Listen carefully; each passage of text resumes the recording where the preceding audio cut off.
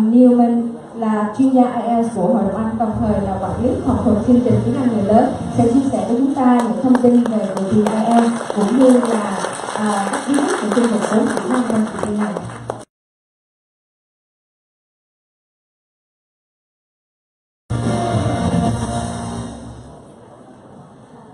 Hello, very nice to be here. Thank you all very much for coming along. I'm sorry for those of you who haven't got a seat today. You can see it's very, very popular this afternoon. So my name is Neil. I am the Academic Manager at the British Council in Ho Chi Minh City. I am here today just to give you a little brief introduction to the IELTS test, to give you a little bit of information about each of the different 4 skills. And if we have time at the end, I'll open up the floor for any questions that you might have. We've only got around about 45 minutes today, so it's going to be quite short, especially when we talk about the different skills. I hope that it will just give you some ideas for how you can do some further practice at home. Now, just before I start with the information about the IELTS test itself, I just wanted to remind you again about the British Council IELTS Prize. The IELTS Prize has 2 main functions. The first one is to reward students with very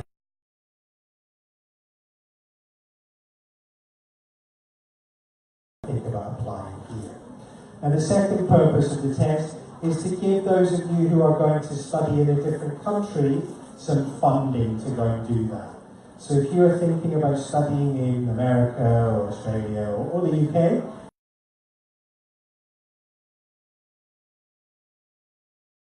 you apply for the IELTS Prize. And you can find more information about this from any of our staff or from some information about the IELTS test. I think the first thing to talk about would be the 2 types of tests you can take.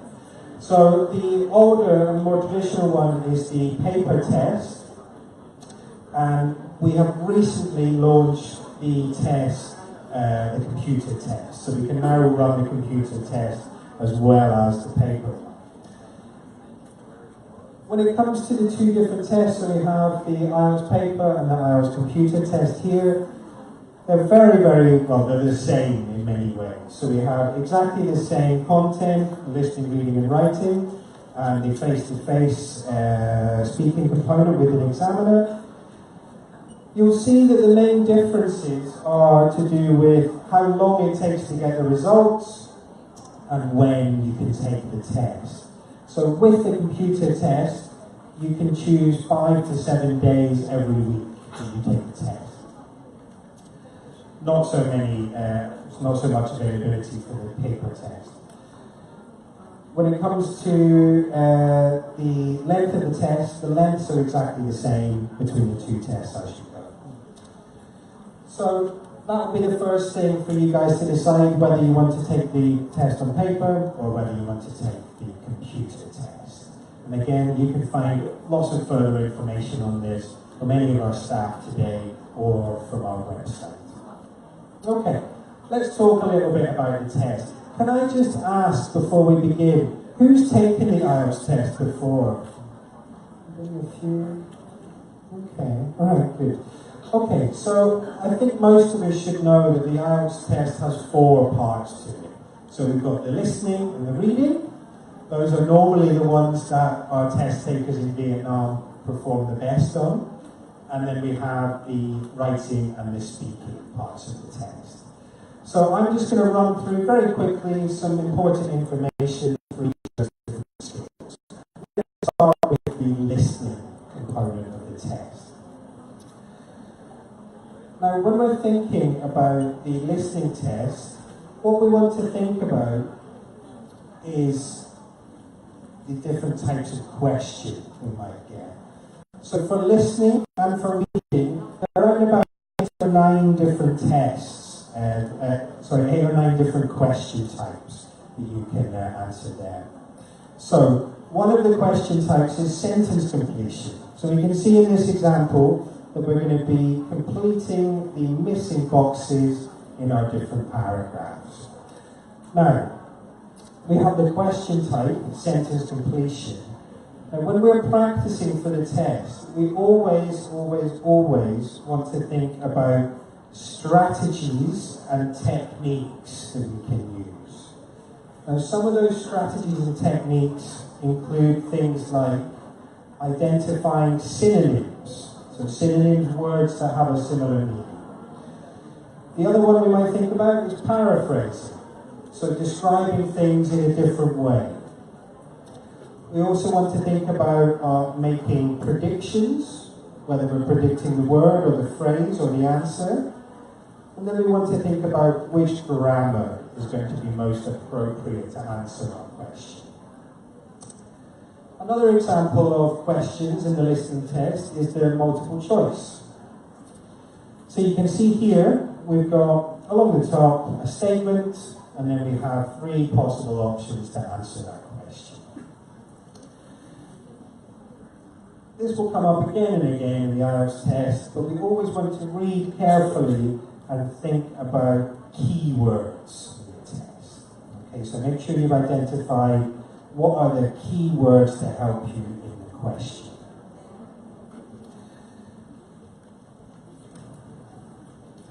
Just some tips, some general tips for the listening test. Make sure that as you're listening, you're writing down the answers as you hear them. One of the difficult things about the listening test is that you only hear it once. So it's quite difficult in that sense. So you need to make sure that you're writing down the answers as you hear them. There will be times when you don't know the answer, and that's okay. You're not going to get every single answer right. But it's always a good idea to make a guess. So if you're not sure about a particular question, don't leave it blank. Put something in there and at least take a guess. You never know, you might get it right. Because the test is quite fast, don't worry if you miss one. Just get on and think about the next question that's coming up. Okay, so don't panic if you miss one question. Just move on and deal with the next one. The questions will also tell you how many words you should write. So if it says in the question, write no more than 2 words, and you write 3 words, you know that your answer is wrong. Okay, so make sure you read carefully and work out how many words you should write in your answer. Careful with your spellings. Your spellings do have to be accurate. If the spellings are not accurate, you will get the answer wrong. One little important thing with this, there are obviously some differences between British and American spellings. And it doesn't matter at all which type of spelling you use. You can use American spellings or you can use British spellings. It doesn't matter at all, but you do need to be consistent. So if you're going to use American spellings, always use American spellings. If you're going to use British spellings, always use British spellings. So it doesn't matter which one you choose, just be consistent and use the same one. Okay, just a couple of little things when we're thinking about doing some practice before we take the test. So we always want to think about active listening. So what that means, before we do a practice of our listening test, we want to try to predict any answers we might know. We might want to reword or rephrase the questions in a way that makes them simpler for us to answer. When it comes to after the listening, so when you review the questions, it's always a good idea to try and do practice with somebody else. So if you have a friend or a boyfriend or a girlfriend or a husband or a wife that is also taking the IELTS test, do some practice together and share your ideas. On the British Council, on the British Council website or the other 10 million IELTS websites that are on the internet, you can get lots and lots of practice tests. It's always a good idea to download the tape script. You can listen and read along at the same time. And as you're doing practice, make sure that you listen and pause, think about any pronunciation, things you found difficult, which words did you not understand as they said them, and that should help you as you go. The second part of the test, the reading section. Now what we always want to think about with the reading, there are quite a lot of there's a lot of information to get through. So you have to do 3 full reading texts in just 1 hour. So what we want to think about is always trying to increase the speed that we read at. Now, I've written on the PowerPoint here, don't read. Now, the reason I've written that, when you're doing practice for the IELTS test, the IELTS reading test, you want to try and improve your reading skills and your reading speed. Now, the IELTS reading tests are generally quite boring. So probably what you want to do is to try and read something you are interested in. So if you read a lot of stuff about, I don't know, sports or music or fashion or science or history in Vietnamese, try reading about those things in English, so you practice with something you are interested in. Now again, just like with the listening test, we also want to think about our strategies and techniques that we use for the reading test. So whether that's keywords or predictions or synonyms or paraphrasing, always, always, always think about the different strategies and techniques you're going to use. Just like we looked at with the listening, multiple choice questions are a very common question for the reading test. So always what we want to start with is by reading the question carefully and identifying what we think are the key words. The second thing we want to do is to skim read. And when we skim read, we're not reading every single word, we're just looking for the most important words to give us the key information. And when we do our skim reading, that will increase the speed that we read at. Whenever we do our reading test, the answers are always in the order that they come in. So question 1, the answer will always be before question 2. So always the answers will be in the order in the reading test. And again, just like with the listening, if you are not sure, yes. The second question type for reading is about matching headings. So you can see on the board here we have, I think, 9 different headings. Now our task here is going to be to match the headings to particular paragraphs that we do. So with this type of question, whereas in the previous one, we just wanted to skim. We weren't going to read the whole thing, we were just looking for keywords. With this type of question, we want to read the whole text first, so we get an idea about where these different paragraphs are. We always want to look for the topic sentences. The topic sentence is the most important sentence in a paragraph that tells us what is that paragraph about. Normally, maybe 90% of the time, it will be the first sentence in a paragraph will be your topic sentence. And I think one other tip would be, normally when we're matching, it's easier to do the shorter paragraphs first, and then work out by elimination which the other ones are. I think this type of question, true, false, not given, is probably the most difficult, I think, and especially when it comes to which ones are false and which ones are not given. So I think this is the maybe most challenging question type. So you can see in this type of question, we've got our statements, our 8 different statements here. And for each of these, we're going to say, are they true? Are they false? Are they not given?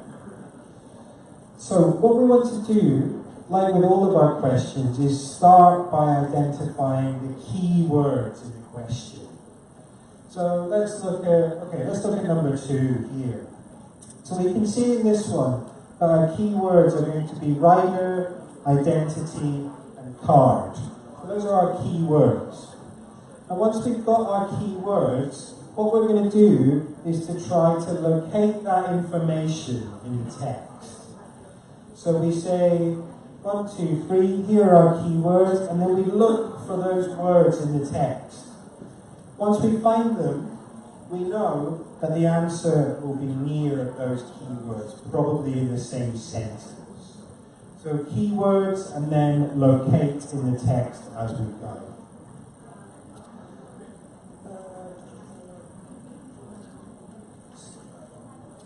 Okay, let's move on to writing, and we'll break the writing down into 2. So writing task 1 and writing task 2 for this one. We're focusing mainly on the academic test today. So when we're thinking about writing task 1, it's all about describing data and information. Whereas writing task 2 is all about you presenting your opinion. What do you think about something? Writing task 1 is all about presenting data, numbers, information. Okay? So some of the question types we can see, for example, our graphs that we've got at the bottom here. Things are going up and down, and we're describing changes and trends and movement, and we're making comparisons. We've got our pie charts. So we have pie charts of 2 different things, and we're talking about proportions, we're making comparisons between them, and we're describing that information carefully. These are 2 of the more common question types, so our graphs and our pie charts. Now there are 2 more question types to think about. The next one would be processes. So describing a natural or a man-made process. What are the different stages in that process? What happens in the process? I think the example here is a natural process of something to do with fish. And the final question type is the maps question type. So in the maps question type, you can see we're making comparisons between the same place at 2 different times. So how has that place changed over time as we go? So when we're thinking about the types of information we've got, there's going to be 3 types. So static information that is stayed the same, dynamic information that has changed, and other, which is mainly the maps as we go. So the skills we're going to need to be able to do are making comparisons, talking about trends, describing our maps and processes, talking about the sequence of things, what came first or second or third or fourth. So when we're thinking about writing task 1, first thing, make sure we carefully read and understand the question. When it comes to writing our introduction, we're going to paraphrase. Okay, so we're going to read the question carefully, identify what the key words are, and then we're going to paraphrase those key words. So we're going to say the same thing again, but using synonyms and paraphrasing. Number 3, I think, is particularly important. You must write a 1-sentence overview in your writing task 1. If you do not do that, the highest score you can get is a 5. So for those of you who are thinking about getting a 6 or a 7 or an 8, you must write an overview in your writing task 1. Do not forget. And the last one for writing task 1, the word target is 150, so you have around about 20 minutes to write 150 words. It's around about 8 or 9 sentences normally. Okay, so it's not very long. Make sure that you add in detail and information. Make sure that you vary your language. You want to show a range of vocabulary and a range of grammar as you go. So vary your language. Make sure you're careful with your grammatical tenses. Most of the questions, not all, but most of the questions in the writing task 1 are talking about data in the past. So make sure that you're very clear for writing task 1 about your past simples, about your past perfects, about your past progressives. Because a lot of it is in the past. Just be careful with that. Okay, on to writing task 2. So where writing task 1 focused on data and information, writing task 2 focuses on sharing your opinions and your views on things. So there are 4 question types. First one is the opinion one, where the question asks you whether you agree or disagree with something. The next question is dealing with the advantages and disadvantages of a particular issue. You know, if we're thinking about something like, I don't know, public transport, what are the advantages and disadvantages of public transport? The next one, number 3, problem and solution style. Now there are 4 possible elements to this. So we can talk about problem, cause, effect, and solution in this one. So make sure you have some nice language for talking about problems, or talking about causes, or effects, or solutions. And the last question type is a discussion question. So talking about both sides of a particular argument. When we're thinking about how to best achieve writing task 2, now remember you have around about 40 minutes for this, so you have to write around about 250 words in 40 minutes. So it's really, really important that you always start by making a plan. I know that the pressure is to immediately begin to start writing as soon as you see the question, but it's always a good idea to spend at least 5 minutes planning what you are going to say. You know, what ideas are you going to include? What's your structure going to be? Have you supported your ideas? When we think about our first paragraph, is going to be our introduction. So we're going to start by identifying the key words in the question, and then we are going to paraphrase those key words to help us with the answer. Then we're going to have a thesis statement. A thesis statement. A thesis statement is just where you present what your main idea is. I agree, I disagree, I don't think this, I do think that. So in our introduction, paraphrasing, and then our thesis statement as we go. What do you think about this question? The next 2, we have our body paragraphs. So our body paragraph 1 and body paragraph 2. Now, when we're thinking about this, we don't need to have 5, 6, 10 different ideas. We probably only need 1 or 2 ideas in each of our paragraphs. But what we want to do is to present our idea and then support our idea. So we want to say what we think, but we also want to say why we think that. Now the main way we would do that would be giving examples, or explanations, or reasons, or results.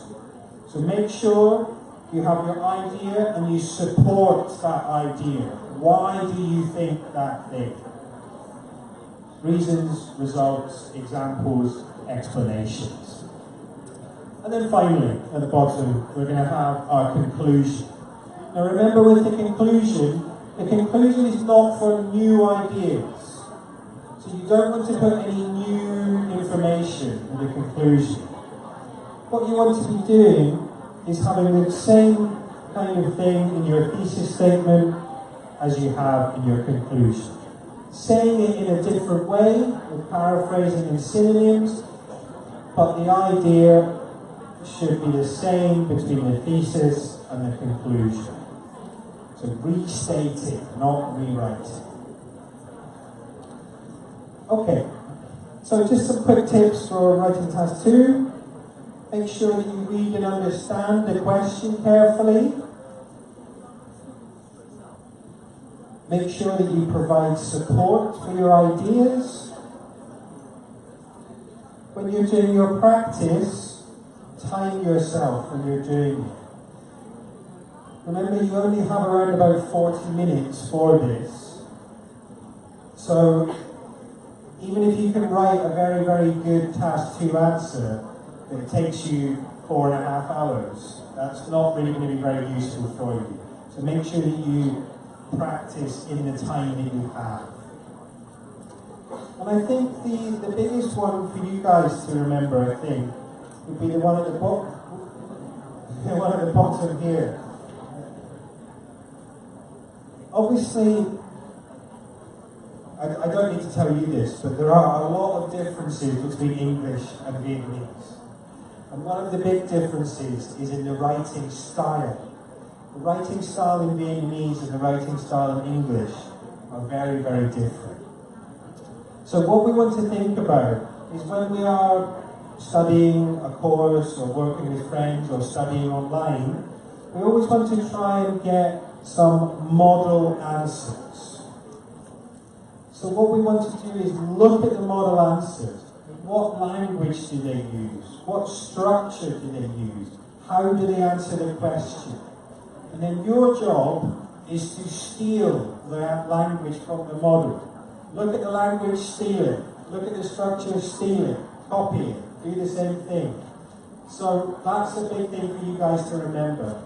If you are trying to translate from Vietnamese into English, it's not going to be very effective. So look at model answers, steal model answers. That's the main thing. Okay. The last little section here on the speaking test. I think the speaking test is probably the one that you guys worry about the most going into it. It makes everybody quite nervous. So what we want to think about are some kind of common questions that our Vietnamese learners ask. And one of the most common questions we get is, should we use idioms?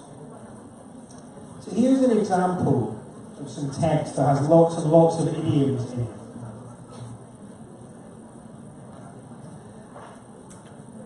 Now, this example here, to an examiner, is very strange.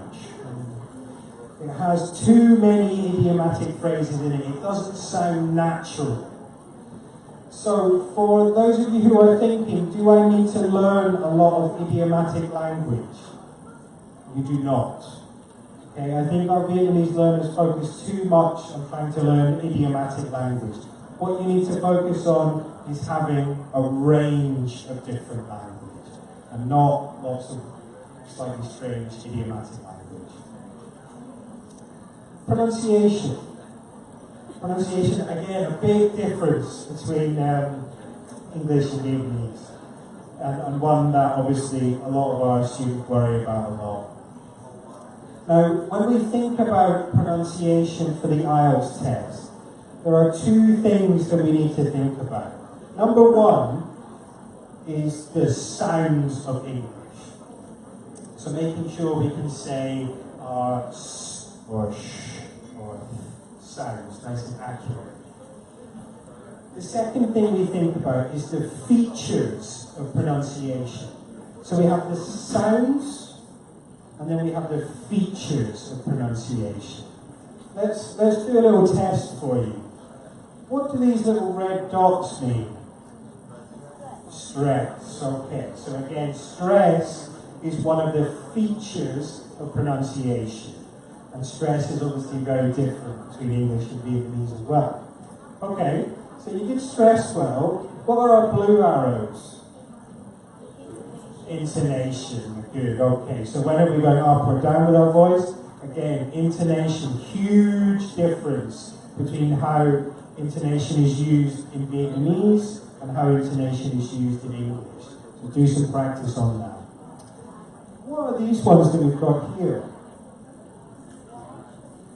I can't hear you. That's good. So these are weak forms. So we have our stressed words, which are strong, we say very clearly. Our weak forms are words that we say quickly and quietly. So here, we're not going to say to, we're going to say ta. Good, okay, so to talk. And the last little blue thing at the bottom here, what does this indicate? Linking sounds. Good, my star pupil down here. So these are the linking sounds that we have in English. So remember, English, we join sounds together quite frequently. So if you want to have that natural pronunciation, make sure that you start to join some of your language together. Okay, so pronunciation. Number one, the sounds of English, making sure you're getting your vowel sounds and your consonant sounds and your diphthongs accurately. Second thing, features of pronunciation. Stress, weak forms, linking sounds, intonation.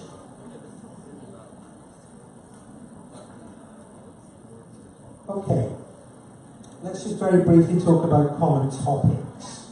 I'll maybe get off the stage if there's a useful picture for you there. When we're thinking about the IELTS test, there are some topics that come up again and again and again. And these are some of the most familiar ones that we've got here. That will come up in the writing test, in the speaking test, in the listening, and the reading.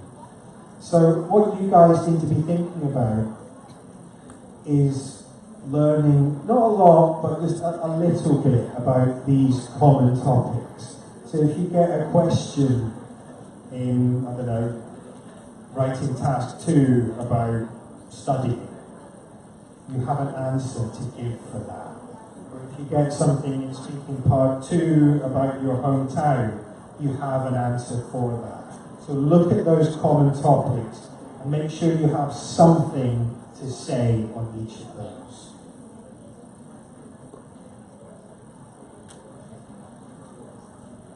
Just very briefly on speaking part 2. So obviously speaking part 1 is a dialogue, it's back and forth, question and answer with the examiner. So we're thinking about speaking part 2, it's more of a presentation. So you'll have 1 minute to prepare and then 2 minutes to actually present whatever it is you're going to tell the examiner. So make sure you use your 1 minute for planning, think about your ideas, think about your vocabulary. Make sure that you write in notes, not in full sentences, because you cannot write a 2-minute presentation in 1 minute. When we're thinking about the start of it, so make sure you introduce your topic to the examiner. And today I'm going to be talking about my hometown, or a holiday I've recently had, or my favourite person, or whatever it is, or in this case, a long journey.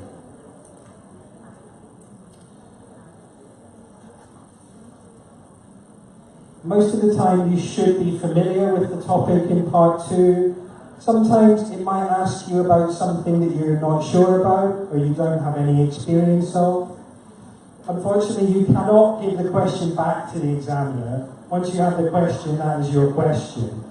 But if you find the topic difficult, tell the examiner that you find it difficult and explain why. Think about how something in your life story can kind of help you answer that question. Sometimes it can be a good idea to invent or make up a story, but it's quite difficult when you're trying to think in a second language and to invent a story at the same time. It can be quite challenging for some people. Make sure in part 2 that you keep speaking. So remember, you have 2 minutes. The examiner will tell you when the 2 minutes is finished.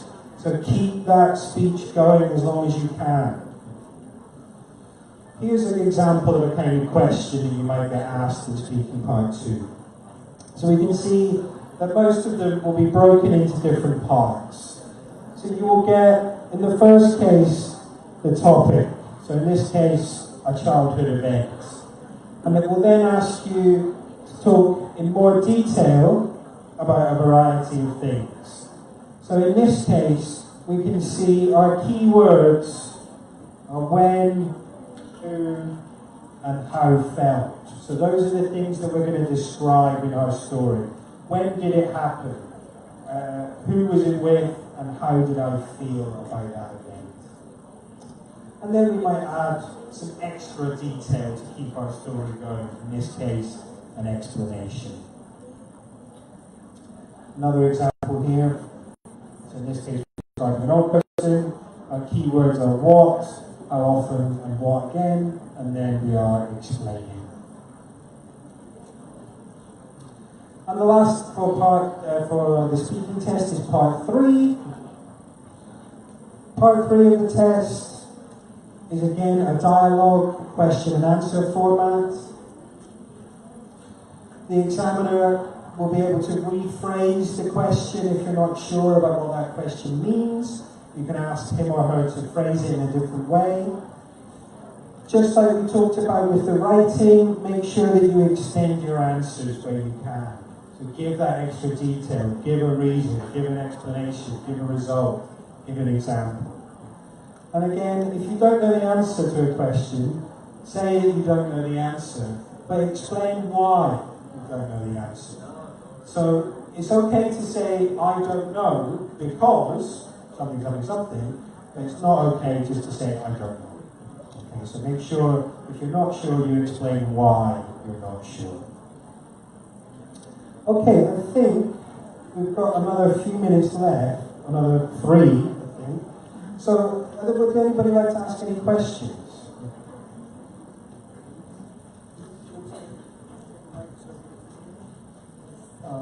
Yes, I would like to ask you a question about the importance of the pronunciation. I took several tests before, and I can speak quite a fluently, but I cannot score more than 7. And so we will set up maybe due to the pronunciations. So can you tell more about the importance of pronunciation in case because we are Vietnamese, we don't have a clear pronunciation. What it can do is really That's a good question and an important one. And I assume a lot of you will be worried about aspects of pronunciation as well. Okay, so let's think about 2 things. First thing, there are 4 different areas that you're assessed on in the speaking.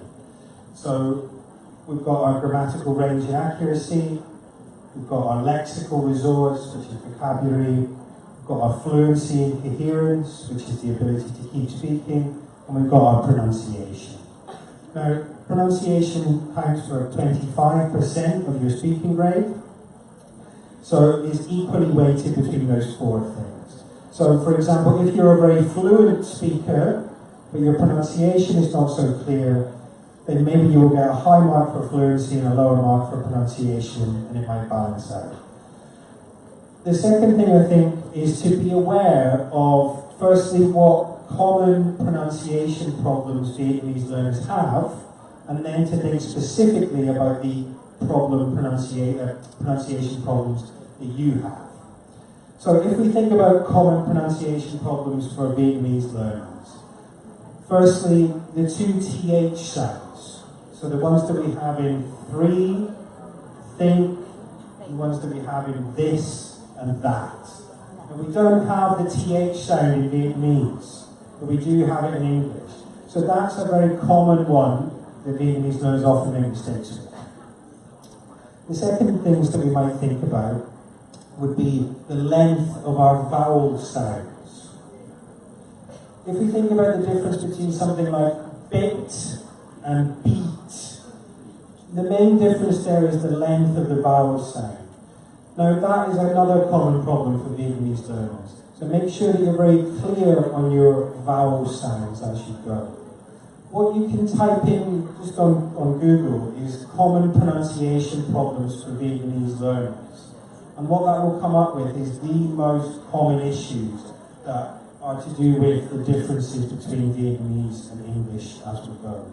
So find out what the common problems are and find out what your specific problem is. Okay, so that would be my main advice. Find out the common problems, practice them, and also have a think about the 2 things we talked about earlier. So when we think about pronunciation, number 1 is the sounds of English. And some of you may be familiar with the phonemic chart, which is a chart of all the different sounds in English. And there are some very nice phonemic charts you can get online that have lots of example sounds and that have lots of example activities that you can do. So start there with your sounds for the phonemic chart. The second thing that we've talked about is the features of pronunciation. So we talked about stress, we talked about weak forms, linking sounds, intonation. And when we think about those elements, and when we think about anything to do with pronunciation, we always have to remember that pronunciation involves two things. Firstly, it involves the skill of listening, of being able to recognize the different sounds, of being able to understand which words I am stressing or what I'm doing with my intonation. So pronunciation, the first element is always what we call receptive, being able to listen and notice different sounds and different features. And we can do this almost any time. You're listening to music or podcasts or TV or movies or whatever. So even if you just have 5 or 10 minutes to watch something on YouTube, that's still going to help your pronunciation because you're listening to sounds the way that people make them naturally. So that's the listening aspect of pronunciation.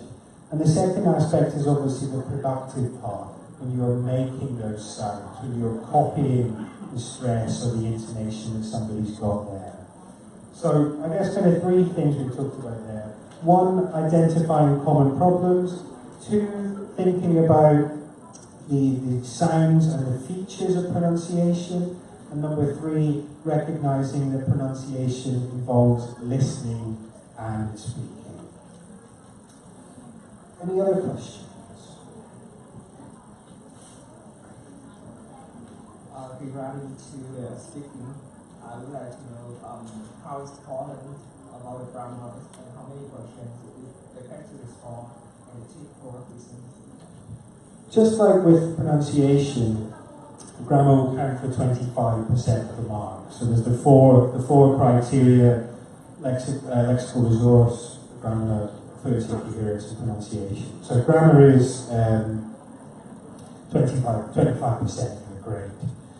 In terms of importance, when it comes to grammar, we're talking about 2 things. Firstly, we're talking about grammatical accuracy. So that's using the correct tense at the correct time in the correct way. Now the other half of grammar is grammatical range.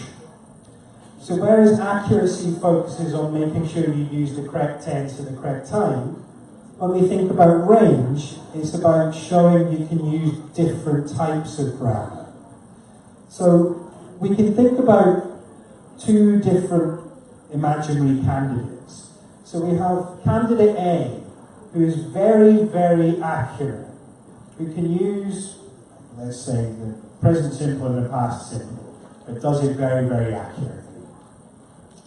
Candidate B is not very accurate, makes some mistakes, sometimes even with present simple, but they have a very big range. They're using conditional tenses, they're using progressive tenses, or passive tenses, or relative clauses. So we have one candidate who has a great range of different grammar, and one candidate who's very accurate but with a very small range. They would probably come out with a very similar score, because you need to show that you can do both. You need to show that you can be accurate, but you also need to show that you know and understand how a wide different range of tenses are used. Now, it's also important, I think, to be clear on what accurate means. Accurate doesn't mean that you have to get every single sentence correct. Everybody makes mistakes. As you've been listening to me speak, I'm sure I've made some mistakes. So making grammatical errors is a natural part of most people's speech. Even if you're going to get a 9 for grammar, you can still make 1 or 2 little mistakes in grammar. For those, I guess, for most of us here, we'll be aiming for 6.5s and 7s and 7.5s. Even for getting a 7.5, you can make quite a few mistakes. And as long as you show the examiner that you have a good range of grammar, then you'll still be able to get a good score. Okay, so just to sum up there, grammar is 25%, but you need to be thinking about accuracy and range of grammar as you go. Any other questions? We have time for one more question. One more question, last question. Okay, bạn thử có một câu hỏi này ha.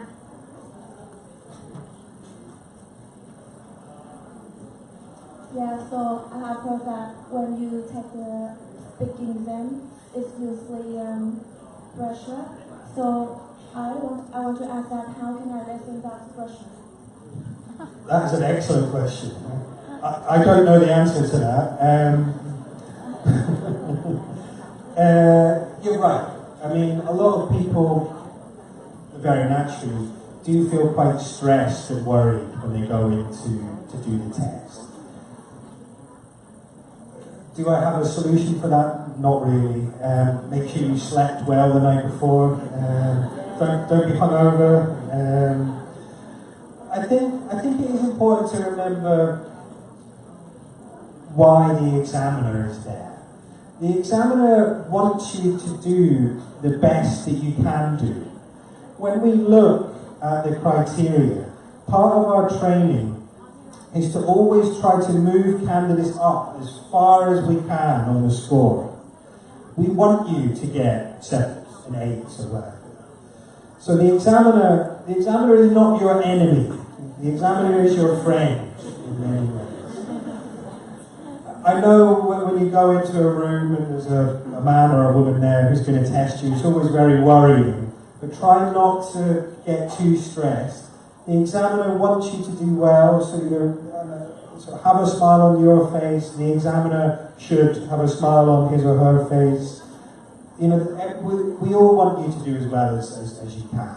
And in my time as an examiner, I have seen candidates who are so worried that they can't really say anything. And you just have to try and get more relaxed. The last thing to remember with this, especially in the speaking test, remember that you always start with a familiar topic. So you're always going to be asked as your first question something you should know about, your hometown, or where you went to school, or something about your family. So that's why we always start with that familiar question, because it helps relax people a little bit. If they're just asking, if they're just talking about their mum or something, or their dad, that generally relaxes people a little bit. And then, we make the questions more difficult, very difficult in part 3. So I don't have a perfect answer for you on that.